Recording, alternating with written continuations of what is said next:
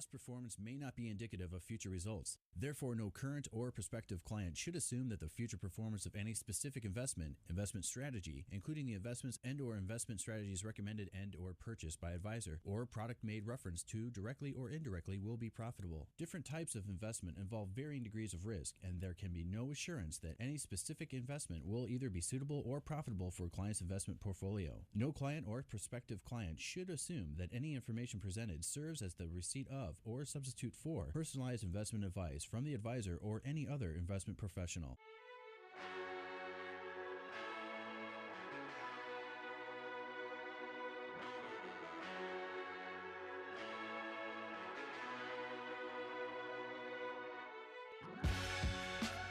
Welcome to the Bullington Capital Report, hosted by Bill Bullington. For the next hour, you'll receive information on current market conditions and trends that could affect your financial future. If you have a question, you can participate in today's program by calling 216-901-0945. That's 216-901-0WHK. You can also reach Bill by going to his website, bullingtoncapital.com. And now, here's Bill Bullington. Well, welcome back, everybody, to the ongoing drama of the stock market. Although, you know what, as I say that, I'm not nearly as affected by this as a lot of other people are. I see it, and it's not that I don't feel anything. It's just that I've learned how to handle my emotions so that I don't make bad investment choices or make bad moves at bad times. And that's not easy to do. An awful lot of people are thinking that they should change their strategy because what has gone on in the last few months. And that is, I'm telling you, in the long run, that's a loser strategy. Whenever you put your portfolio together, you should think about what's going to happen in the future. You should think about how much markets are going to go up and going to go down. They've always been volatile. This time is, I hear from people who are panicking that this time it's different. What they mean is this is the end. And they're hoping that it's not the end, but they're afraid and they want to pull back. Saying, yeah, okay, but read anything that Warren Buffett's ever written or had written about trying to time the market. And most people look at this and say, well, I'm not trying to time the market. No, yes, you are. You are the definition of market timing if you are cutting back significantly your exposure to stocks. You didn't think it out ahead of time. And I go through this. And in fact, I've got a questionnaire that I use for most of my clients that talks about how much of a decline do you think you can really withstand, because you're not going to see it coming. You're not going to see it end. And the vast majority of people, and I've tested tons of strategies. You know which one works the best? It's not Dunking Channel. It's not using MACD. It's not using stochastics, which are very similar to MACD. There are literally thousands of indicators that you could try to use. And at one point in time, there's a book called the Encyclopedia of Technical Market Indicators.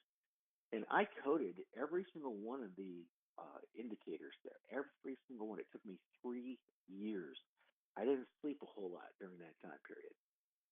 And what I found out was, and this is one of the reasons that my voice seems so calm, is the thing that I learned from that is that the best thing you can do to manage your portfolio is to learn how to control your own emotions and keep your portfolio within the guidelines that you set out for yourself. I'll give an example. I figure I can put up with and when I was younger, it was a lot more than this. I can put up with a 40% decline. At 40%, I'm not happy, but I'm not ready to do something drastic. I'm not going to panic anymore at that. So, and that's if the market's down 40%, and actually if I'm down 40%, I'm not going to like it. But I know that the more I'm willing to put up with, the higher the return I'm likely to get. Not guaranteed, but likely to get in the long run. And so I'm ready for that. That's why you never hear me panic when I'm talking on a radio program, because I haven't hit that point. And I'm not even going to panic when if it were to hit that point. I don't see why it would today. I see a lot of things there. The bad news is outweighing the good news, which in the long run is good news for a long-term investor. It's really good news for long-term investors. There's stuff going on in our economy that's getting it's getting very little um, coverage by hardly any of the media. And I mean, it's a change that's coming that's on its way. It's going to be on its way. It's going to employ tens of thousands of people, if not hundreds of thousands. And the bottom line is, it's right under your nose, and it's called electricity. You may have heard of it. I know that makes so many people so mad, but when I look at my house and I look around, and I'm thinking, how is it that the demand for electricity is actually going up faster than the population is growing? How is that? Because we're finding more and more ways to use it. Hopefully, it'll continue along the lines of a more effective use, where a lot of things are using electricity more effectively. That has been happening, and without it, the price of electricity would probably be 2 to 3 times higher than it is right now. If we were using it and not being effective with it, not maximizing it, not running, I forget. I think my cell phone, I forget how many days it'll go between charging, and I don't use it tremendously. I'm not on it 24/7. I'm on it a lot. But anyway, the bottom line is there's a big improvement there. People just don't think about that. And the demand for the delivery in the United States, our system's not one of the most efficient. One of the other problems with the United States is we have, and it's a good problem to have, because it creates demand for products that are necessary, and those are a big part of the economy. But the problem I was referring to was that we have a lot of big cities, and 70% of the population lives within 50 to 60 miles of a big city. 70% of the population. So that means all the other areas have very few people there, but you still have to get electricity out there. And it's got to travel over a lot of those areas to get to the more highly populated areas, which is it's a good thing. Is it challenging? Yep. Does it mean job security if you're an electrician or lineman that works for one of the big electric companies? Yeah. Is it good for the total economy? Yes. Can it create enough jobs? That in and of itself will not create the jobs. The jobs that are being created by these big data centers, by the programmers, by the manufacturers that are out there, are coming back to the United States, which is another next week's show, actually. But it's just a really good thing to have, to know, to make you relax. That, hey, look, things are changing. The only thing in constant in life is change, and they're changing for the better. There are a lot of things that are happening. I think back to when I was a kid. We used to live in a really rural area, and both my grandparents and great-grandparents were still alive, and they had lived there since the early 1900s. And we used to hear a lot of stories, and look at a lot of really old photographs, and hear about all this stuff. And quite frankly, my great-grandparents and my grandparents, their lifestyle was very similar to what people had lived 40 or 50 years earlier to that, because it was a very rural area. It was very tough to get everything out there.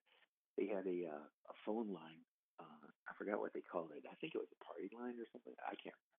Anyway, When you picked up the phone, if you heard voices, that meant some of your neighbors that you couldn't see were on the phone, and you would hang up and just wait to pick up the phone when nobody was on the line, so that you wouldn't be interrupting their phone call. And that is nuts. Um, and I know they were living literally like people who had lived 40 or 50 years before them, before that time period, because the change had not gotten to them yet. And that's how far out in the woods that they lived. And as kids, we loved it. We loved going there and doing a bunch of things the quote unquote old fashioned way. And but it was definitely a different experience. And when we moved north, everything was different. It was all modernized. We were really happy to have a dishwasher, and a lot of people didn't even have them back then. But it was mind-boggling the difference in lifestyles and how much easier it was to be up here, to be near big cities, you'd say. So very few people have seen that. And interesting when I look at old um, information on stocks that used to exist. That's another thing that never stops changing. Is the companies will come along, and companies are kind of like people. They'll when they're young, they have a tendency to grow really fast if they've got a good business going. Uh, that growth rate will taper out at some point in time, and it'll slow down, and then they get bought out, end up going away someday if they don't just shut it down, because sometimes that happens too. And it's one of the main reasons that when you're investing, I'm not a real big fan of buying and holding individual stocks. I've just seen it too many times where that has not worked out well. Yes, and I have seen some instances where it worked out incredibly well. I've seen people who worked for Sherwin-Williams headquarters downtown Cleveland. They worked there for 30, 40 years and just continuously bought that stock. And wow, that's amazing. And see, the hard part there is letting it go.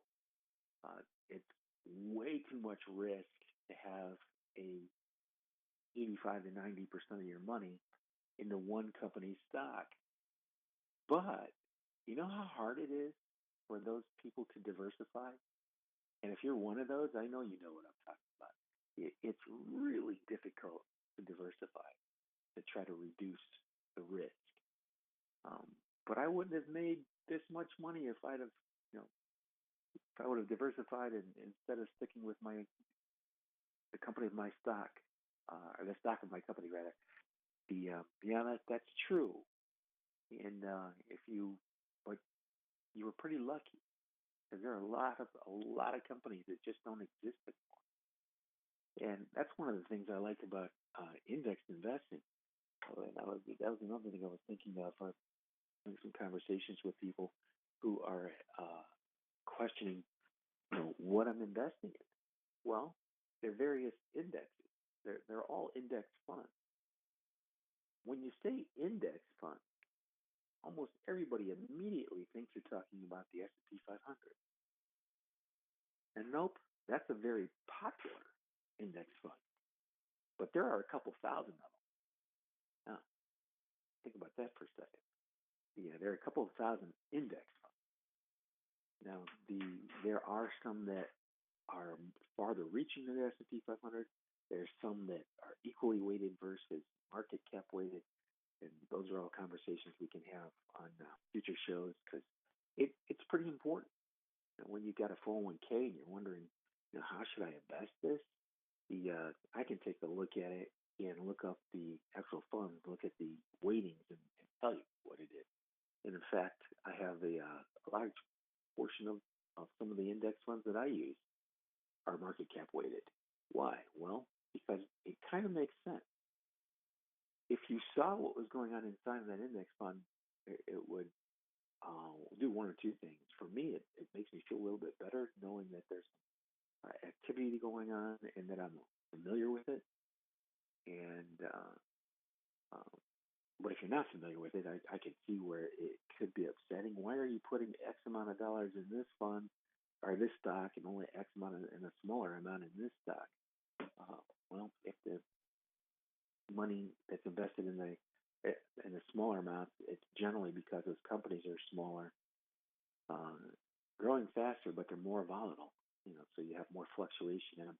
As they get bigger, they get a little bit more solid. If they continue to grow, they will add money to it as it grows. If it peaks out and starts to come down, those index funds will actually start to reduce the holdings there. And like I said, when you're watching all that stuff, it's pretty fascinating to me.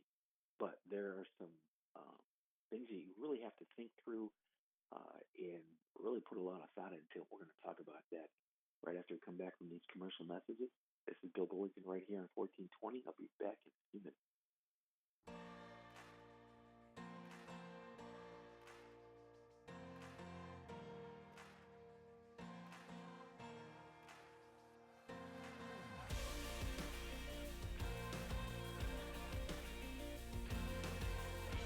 Bob France here. Improve the comfort and value of your home with new windows from Empire Window Company. Call 855-76-EMPIRE or log on to empirewindowcompany.com. Let's face it, there's a reason Cleveland homes have a stormwater drain line. Basement flooding can be a real issue thanks to Lake Erie and spring showers. Now, we hope it's not a problem for your home, but if it is, you know what we're talking about. And you probably have a sump pump installed, if not more. What we'd love to do for you is inspect your sump pump for free, because we don't want you to discover problems after things get wet. We'll ensure your pump powers up, turns on, pumps water, is sized properly, and hasn't collected debris in the basin or sump. A full inspection at no cost to you. And if any problems do turn up, you'll have just saved yourself some real spring shower headaches. And our straight-talking, hard-working, do-it-right plumbers will show you the issue. And explain all your options for a fix. Because no Cleveland homeowner should get surprised by basement flooding. So call for a free sump pump inspection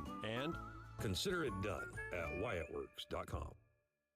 Looking for more than just a job? Look in the right place. For a career that inspires you, visit ChristianJobs.com. That's ChristianJobs.com. No doubt about it, we're spending more time at home, which is the perfect time to make it more functional and beautiful. Hi, Ed Flash Ferentz here for Artistic Renovations, Northeast Ohio's premier and award-winning remodeler. Artistic did a fantastic job with our kitchen in 2016, and last year, they were back for the master bath. Oh, my word. Do yourself a favor and go to artisticreno.com. Believe me, you'll love their ideas and without question the finished product. For a virtual consultation, call 216-520-0838 or visit artisticreno.com. You've heard the saying, all good things come to an end. Well, not always. Sometimes they just take a break. That's what's happening with Our Lady of the Wayside's car donation program after 24 years and 96,000 rides donated. Pretty amazing. Here's the story. The car lot's owners sold the property, making it impossible for car donations to be accepted at this time. According to the Wayside CEO, Terry Davis, the next right steps will be determined and communicated soon, so stay tuned. In the meantime, Terry and the entire team at the Wayside thank you for your continued support of the 450 individuals with developmental disabilities in the Wayside's care. And please take note, you can still support them by making a donation at thewayside.org. Thinking about updating your home? Well, Joyce Factory Direct specializes in replacing old, outdated windows. Proudly made right here in Cleveland, Joyce Windows features their exclusive Smart Shield high-performance glass, which means you'll be getting the most energy-efficient windows for your home directly from the factory. Customers just love how much warmer their house is and how easy their new windows operate and clean. Right now, you can save 50% on all installations. Just call to schedule a free consultation with on-the-spot pricing, 440-243-5700, or visit JoyceFactoryDirect.com.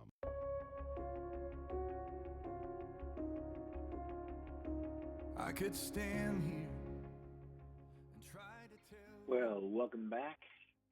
This is Bill Bullington. I'm here every Saturday morning from 11 to noon.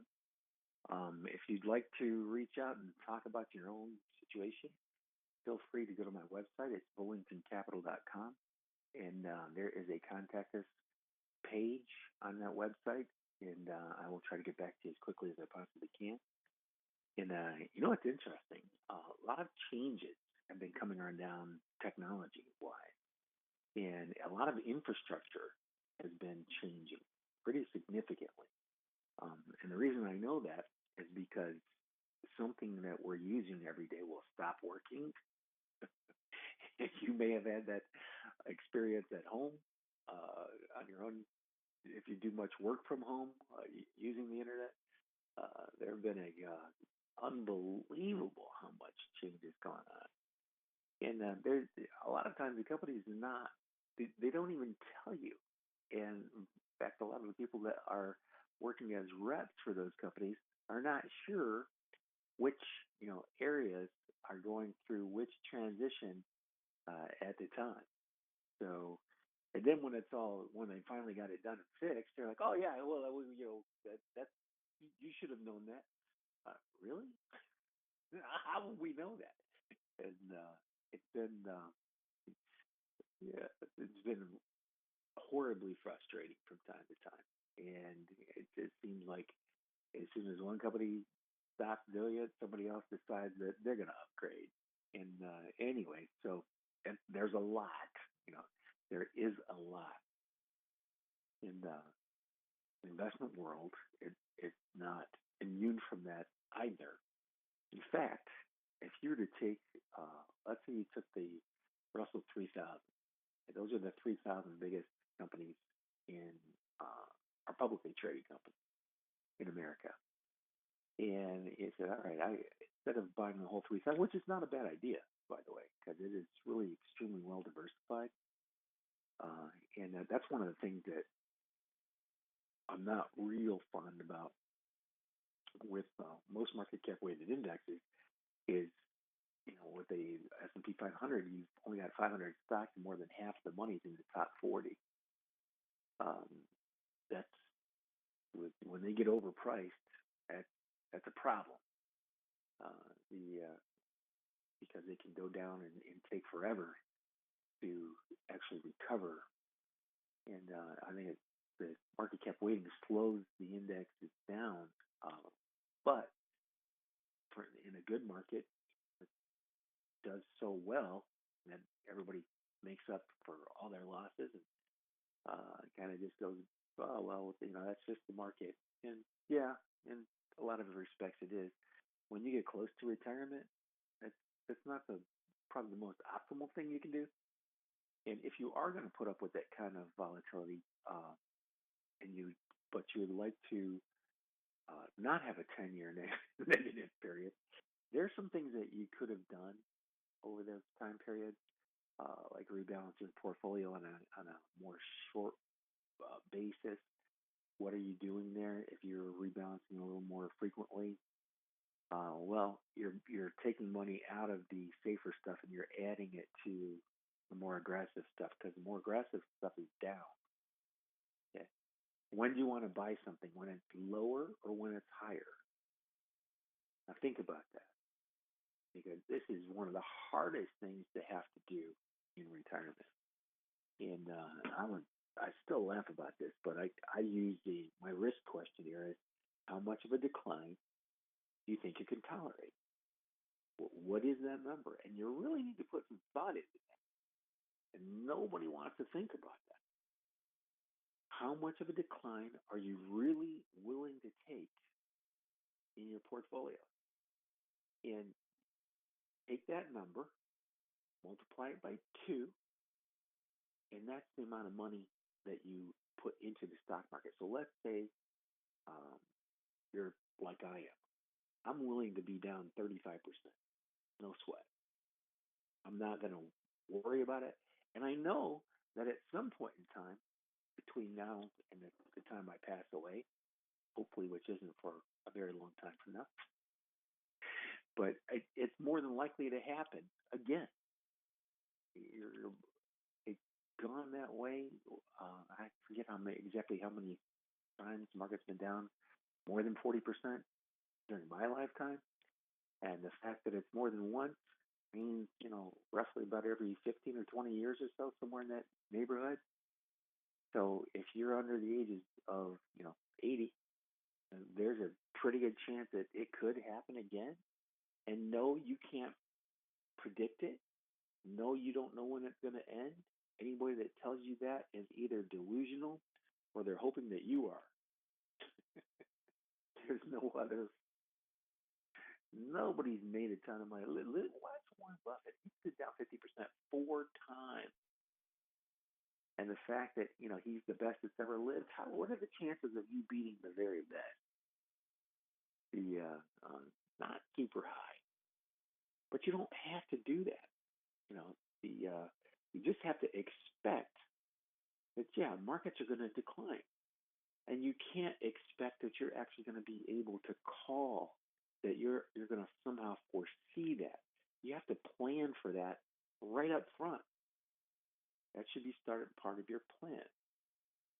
When should you take a look at your plan? Well, I look at mine every day. I'm not saying you should do that. Actually, you should not do that.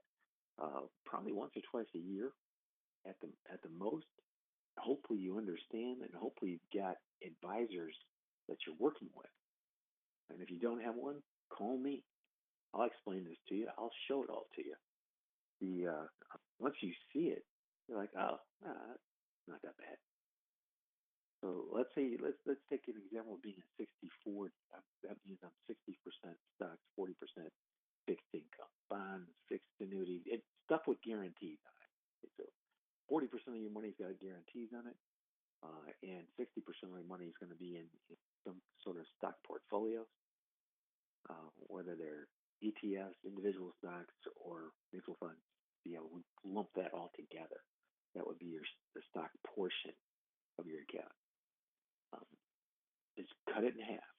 Okay, I've got 60% of my money stocks. Well, if I had another 2000 through 2003, so from March of 2000 to March of 2003, market was down a little bit over 50%. Almost everything on the planet moves in line with the market. They're highly correlated. In other words, you had a value-oriented stock fund that was in mostly in the United States stocks. There's a pretty good chance it was going to be down just as much as the S&P was, and if not, it's going to be within a few percentage points. So, if I had 60% of my money in a stock and it got cut in half, that's only 30% of my total, because half of 60 is 30. So, am I happy about that? No. But I still have the 40% of the beginning value. It's still in relatively short-term bonds. I never buy long-term bonds. Those are more volatile than stocks are. Now we'll have to save that for another show. But so I always stick with average maturity somewhere around 4 or 5 years at the most. Right now, the average maturity of the bonds I'm using are less than 2 years. So that changes a little bit over time, but not like stocks do. Anyway, so I would take the money from the bond portion, the safer portion, and add it to the stocks if I'm doing the A-plus job. So if I start off at 60-40 and all of a sudden when 60 got cut in half, well, guess what? I started now at 70. If I bring that back to 50-50, it's going to help recover quicker. And in the long run, you'll make more money. It's easy to say that, incredibly difficult to do. And if you don't want to do that, the next best thing is just don't sell anything. Just give it time. I promise you, it's coming back. It's just the way that things work. It's never going to be the big one, and this is it. No, that's not happening. The Fed's too smart for that. The effect that is in the super long run pretty damaging, because a lot of people are not aware of it, is that the recovery process could be inflationary. The recovery process of the 1970s and the early 1980s Markets were incredibly volatile. They just printed money, try to make it go away, and it worked. But the prices on everything went way up, and I'm not sure which is worse: a recession where they don't over adjust to make the money back on paper, because you go from a million down to 500,000, you go back to a million. That's on paper. So you got back to a million, but now the cost of everything's gone up because it's taken you 5 years to do it, and you printed money to make that happen. And the cost on groceries, electricity, car payments, homes, it's all going up, and you're just back to where you were. So you're actually what we used to call that in school, the real return on your money is slightly negative. Um, and is there anything you can do about that? Well, you can't beat it completely. You can prepare for it, and again, the thing that you should be doing, if you're not, then talk with your financial advisor, is every 2-3 years you want to take a look. You don't need to do it every year. In fact, when I back tested this, the optimal time period was every 2 years. The that could be a curve fit, probably is. If you don't know what a curve fit or curve fitting is, don't worry about it. But reality is, it shouldn't hurt you to do it. If you're going to do it every other year, that would be pretty good. To not do it at all, to start off with the 60-40 this segment and stay there, well, it depends on your age. Depends on a lot of things, actually. The 60% or whatever percentage you have that's invested in stocks, it should have a philosophy, like the philosophy of growth ETFs, the Russell 1000 growth, the Russell mid cap growth, Russell small cap growth. That word growth in there means that they're looking at the companies, and if their sales aren't rising, they're not in. They're not in the fund. That's a big deal. And if you look, by the way, don't try to write this down. Just call me because I don't want to have a hard accident.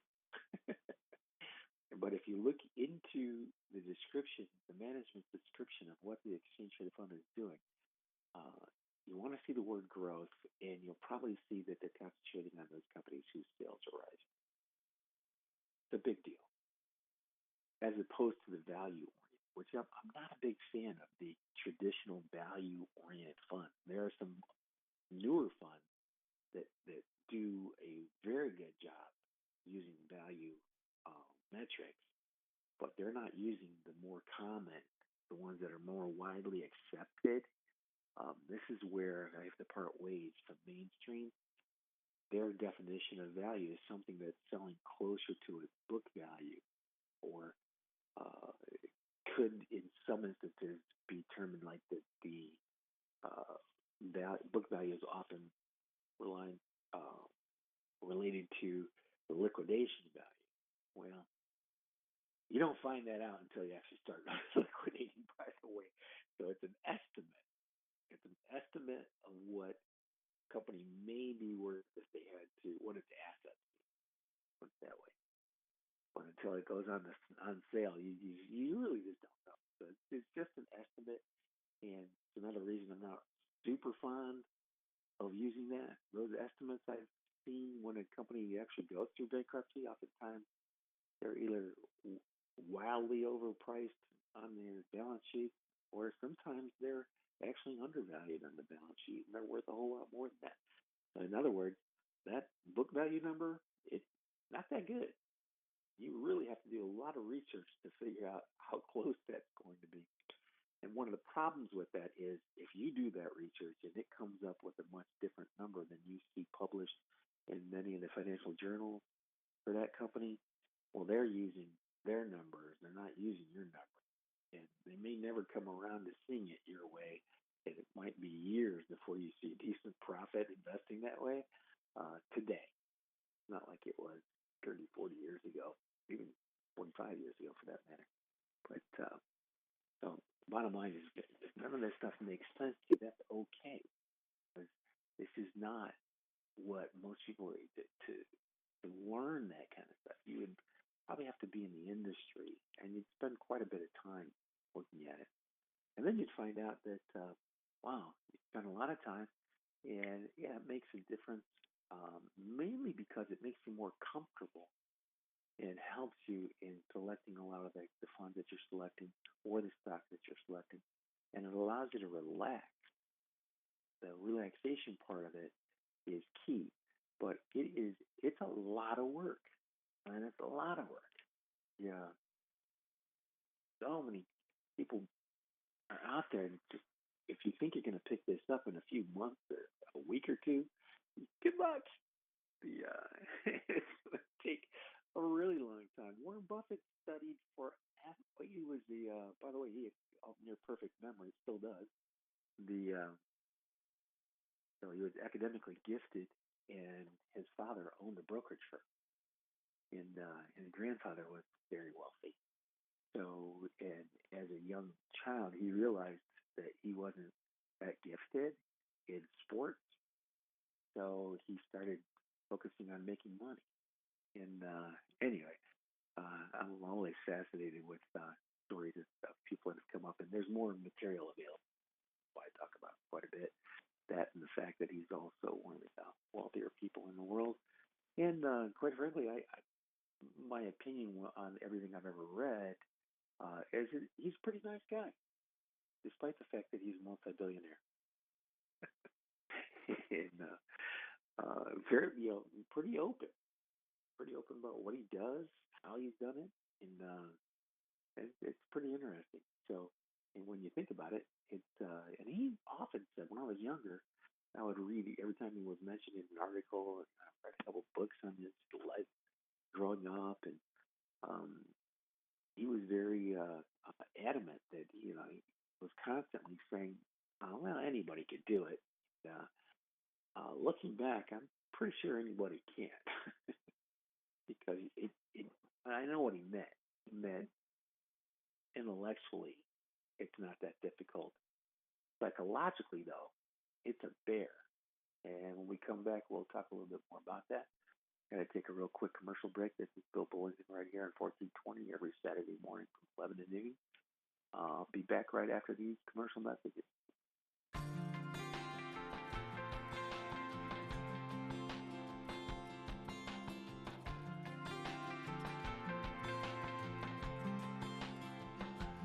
Above all powers, above all kings. All right, hey friends, Bob France here for the good folks at The Buff, Harry Buffalo, Great Northern Boulevard in North Olmsted. When's the last time you stopped in Harry Buffalo? If it's been a little while, you don't know what you have been missing. They have added so many phenomenal things, including the new lunch special, Monday through Friday, 11 a.m. to 2. You get your choice, 2 soups, salads, and sandwiches. You pick all just $10. Now, that's the lunch special. They also have the happy hour specials, and that's my favorite. Weekdays from 4 to 7, a new food special every day of the week, wing day, burger day, pizza day, all kinds of great options for you. You can check them out online at harrybuffalo.com. As a matter of fact, while you're there, join the herd, get a free appetizer on your next visit. Take a look at the menu, whet your appetite just a little bit, and head on out. By the way, if you're looking for something after work, great drink specials and happy hour too. $3 for craft pints, domestic talls, well drinks, and house wines. $3 domestic pints all day. So whether it's lunchtime or happy hour time or dinner time, doesn't matter. It's a great time when it's Harry Buffalo time on Great Northern Boulevard in North Olmsted. Watch good, clean comedy videos from today's most popular comedians anytime you want at GodTube.com, your place for family entertainment and laughs. It's the all-new GodTube.com. Do you ever find yourself saying, I need a vacation? Vacation Fixation can help. At Vacation Fixation, we specialize in all-inclusive trips and cruises to Mexico, the Caribbean, and Disney vacations. Why choose us? Our clients book through Vacation Fixation because they are frustrated with online trip brokers and timeshare scams. Whether it's a weekend getaway, a family trip, spring break, or honeymoon, Vacation Fixation will personalize a trip just for you. Want to know the hottest destinations in Cancun, Punta Cana, Jamaica, or Puerto Vallarta? Interested in room upgrades, beach reviews, or details about resort restaurants? How about finding a trip with a direct flight? At Vacation Fixation, we take all of your specific travel requests and shop our suppliers to find the best deal. What's the cost? Our suppliers pay us so you don't have to. Call 330-573-8147 for more details. Or you can visit our website at vacationfixation.com or check out the deal of the day on Facebook. Vacation Fixation. Is it finally time to update your bathroom? Bath Planet, a division of Joyce Factory Direct, specializes in replacing and converting old showers and tubs into new, beautiful bathrooms in as little as one day. We have transformed thousands of bathrooms just like yours into a spa-like oasis that has homeowners excited to use their new bathtub or shower. Right now, all bath installations are 50% off. So call to schedule a free consultation with on-the-spot pricing. 440-243-5700 or visit JoyceFactoryDirect.com.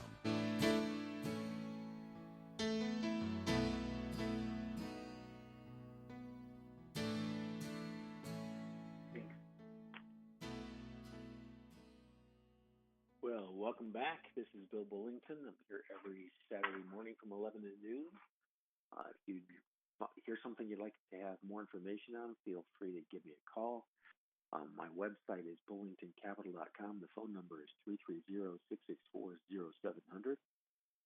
And I'll be glad to try to help you as quickly as I can. And, I don't know about you guys, but it's really funny. The internet in my area has been changing pretty rapidly, and it can get very, very difficult at times, especially when you're locked out for hours at a time. That is, the reason I'm bringing that up is I know a lot of people at home are thinking that it's something that they are doing. It didn't work, and then all of a sudden it starts working, and they're like, I don't know what happened. Well, it's probably a problem with your carrier, and they're not talking a lot about it. It depends on how much growth there is in your area. I live in some pretty high growth areas, so I get it. There's going to be a tremendous demand for utilities, and that was what I was going to talk a little bit about this last segment of the show. Is the growth in utilities. People in the past, the utilities used to be stocks for old people because they paid dividends. And there wasn't a whole lot of growth in that area. Well, those days are gone. And I have to give a shout out to Mr. Z. I didn't get permission to use his real name. Maybe I will next week. But I would not have looked as deeply into this area as I did if it weren't for him. And it is amazing. The demand and the demand for electricity, again, it's outpacing the growth in the population. There's a ton of old infrastructure that's got to be replaced. And there's some really effective new infrastructure that's going into place. So that's a really good thing. This is not you can't give up the old infrastructure to that way. The reason I'm saying that is inevitably I get some linemen out there that get upset thinking that I'm saying that, their job is going away and all that. You are going to be more needed than you ever have been. They will probably be trying to talk people into staying on longer. Is what we need. What's a 75-year-old lineman climbing up 3 or 4 stories? Actually, it may come to that, so I don't know what I'm laughing about. There's a shortage. And if I were a kid in high school looking for a career, didn't really like college all that much, I would definitely look into those types of jobs because they're incredibly well paying. They get, I think they're kind of interesting, kind of fascinating. But so could be a really good career. Yeah, probably should have somebody come on from one of the electric utilities that's in hiring there and talk about that. Maybe I'll look into that. So, and if you're out there and you do work in that area and you're listening, just give me a call. I'd love to have a conversation about that. Try to keep up with changes that are going on within the economy. That's the thing that it gets pretty hard for an awful lot of people because I get it. You've got a job. You're out there working hard, taking up most of your life, and when you're not working hard, yeah, you don't want to sit around and read a whole bunch of stuff that most people find really boring. Yeah, I get it. Yeah, but reality is some of that boring reading is it's actually pretty good. And yeah, you would have to read a lot to maybe more than you'd like to get to the really good stuff. But it's pretty fascinating. I mean, some of the technology that's available and coming available, and the stuff that they've been using for years and years, is much further ahead than I had ever imagined. And I'm just barely scratching the surface, but I'm telling you, this is big. It's really big. I remember back in the mid 90s when I was talking about this thing, you may have heard of it, called the internet. And people were like, oh, yeah, no, well, the older people were that. People that were like my age now, they were upset because they thought that, it was going to change their lives. And it did change their lives mostly for the better. It changed their lives mostly for the better. And so there's nothing to be afraid of here. Things are going to we're going to be able to do more, and it's going to be a lot easier. And I give all my grandkids digital toys, iPad, laptops as they get older. And I started them all out pretty young. My youngest is about 18 months now. Yeah, maybe 2. I think she's 2 now.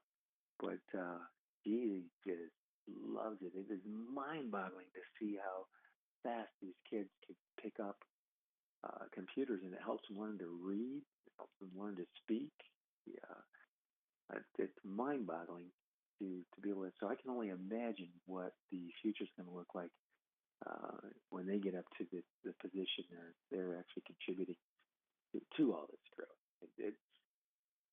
I think it's going to be pretty good. So very optimistic for the next 5 or 10 years. Yeah, like it always is. It's going to be bumpy. Yeah, there's no doubt in my mind. As you get older, you want to start locking down instead of taking a lot of risks. But by the way, I remember I promised I would talk about a particular strategy that I'm using that's very specific. I will get to that literally in about 3 minutes. But I just wanted to just to make sure that I keep covering how do you lock in income. There are ways of doing it. The best product that I can think of to do that is an annuity. Why? Well, because they guarantee the income, and insurance companies are a lot more flexible in how they invest their money to make sure they can make good on those guarantees.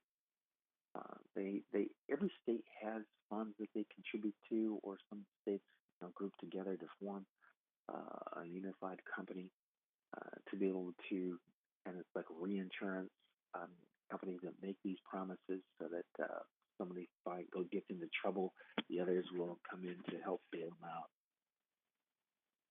They're good products. They generally pay a little bit more than you get at CDs or Treasury. So if you want to know more about that, just feel free to give me a call. And the next thing is when I was talking about managed portfolios. I'm not completely able to run this out, go full blast at this yet. I mean, really put a lot of people in these accounts. I always go first. I'm in there now, and it's their stock portfolios. I built them knowing what I've learned over the years, and knowing that the exchange traded funds generally have to hold a lot more stock than I will, and they're great. I mean, it's a taxable account. To be able to make up the gap that you're going to have to pay in taxes on an actively managed account versus the management that goes on in an ETF, that's going to be very difficult to do. Very difficult. What am I talking about? Well, when you have exchange traded fund. And let's take one of the growth ETFs, for example. Those things are size, speed, and profitability. Those are that's how they rank the stocks. You take a top certain number, and on an ongoing basis, as those things change, they have to keep changing the weightings inside that fund. So you don't see that. It just comes as part of the fund's performance. You don't actually have to pay taxes on it until you actually sell the fund. So let's say they bought Google and it went up 40 or 50%. They will literally add to Google during that time period. In order to add to Google, they've got to sell something else. And if they're selling that other thing and it's got a gain on it, well, that year when they give you the report for the capital gain, that's going to be included, and you may have to pay some taxes on it. Yeah, probably not as much because they will actually reinvest that money in not until you actually sell in the fund shares that you have to pay tax on. On a mutual fund, you would have to realize that gain and pay tax on. In a lot of ETFs, it's not all of them, which really drives me nuts. They will actually allow that to defer until you actually sell shares of the fund. So that's one of the advantages of having a lot of this stuff inside a fund. And you can get away with having the strategies that have a lot of turnover, that are relatively a small chunk of the market, specializing in certain things, and it's kind of a big deal. Now, one of the reasons I'm spending so much time talking about this is that I get, the reaction from the general public is, I don't need any help with a fund. Really? Did you know anything about what I just said? Did you know the difference between long-term capital gains and short-term capital gains inside the fund and outside the fund? Now the fund has an advantage there. There's a tax deferral advantage. And not only that, but it also converts short-term gains into long-term capital gains when you do decide to start paying taxes on the transaction. So there's a lot of stuff going on. And it's a lot to get your arms around. But anyway, I can see I've got about 5 more minutes here. And if you want to reach out and just talk about your situation, no problem. My phone number is 330-664-0700, bullingtoncapital.com. My name is Bill Bullington, and I'm here every Saturday morning from 11 to noon. And now I got to run, but I will be back next Saturday, and hopefully we'll have a couple callers. Anyway, have a good weekend. Good luck. Get a message.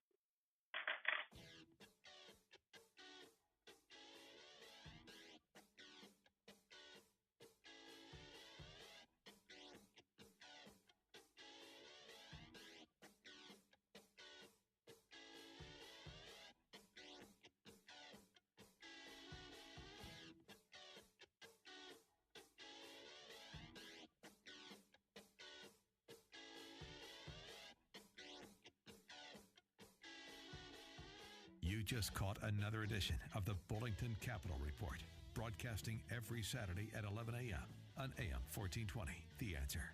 If you have a question and you'd like to speak to Bill personally, you can call him at 330-664-0700. That's 330-664-0700. Or online at bullingtoncapital.com. That's bullingtoncapital.com. The preceding program has been paid for by Bullington Capital Management, LLC. The preceding program's views, claims, or representations may not reflect those of AM 1420 The Answer